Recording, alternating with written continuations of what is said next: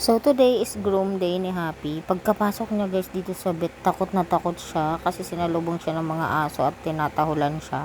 So, kinausap ko muna siya para ma-relax siya. Kinausap ko siya na wag siyang matakot. Pero, ito talaga yung first time guys na natatakot siya. Alam natin guys na pag ang aso is takot siya or stressed, depressed, ang nangyayari is bumababa yung immune system nila. Hindi ko yan naisip kanina kasi kung naisip ko lang na bababa yung immune system niya, hindi ko talaga siya groom. So, pinilit-pilit ko siya guys hanggang sa nakapasok na nga siya at sinimula na siyang i-groom. Tapos, hindi siya mapakali, talagang kailangan nakikita niya ako. So, ayan, nakita nyo naman yung balahibo guys. Magsha-shed time kasi si Happy kaya kailangan siyang ipag-groom. Ito pa, binuhat pa, tumayo pa sa lamesa yung isa. Siguro nanibago talaga si Happy sa mga pangyayari. Kasi ang daming humahawak sa kanya.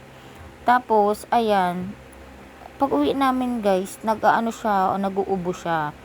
Siyempre taranta ako, kahit kakagising ko lang, nagmamadali akong pakinggan nyo dito guys ha, pakinggan nyo. Kasi, umuubo siya dito eh. Ipaparinig ko sa inyo bago matapos yung video. Ayan o. Kung nakikita nyo yun, umuubo siya na parang nasusuka. Syempre, binidyo call ko agad si Doc. Kasi tinanong ko kung ano ba ito. Kung may nakain ba siya, nakaharang ba sa lalamunan niya. Sabi niya, kennel cough yan. Sabi niya, pumunta ka agad dito sa vet. Kahit pauwi na siya, inantay niya ako para mabigyan niya ako guys ng gamot. Tingnan mo, nakakaawa guys. Nakakaawa magkaroon ng ubo ang aso. First time yan ni Happy. So, saan daw to nakukuha? May bacteria daw si Happy na na-sniff ngayong araw na to o na-encounter at yun nga, nagkaubo siya. Yan yung dalawang gamot niya, antibiotic and para sa ubo. Ayan yun. So, yan yung mga gamot niya, 260 and 300 pesos.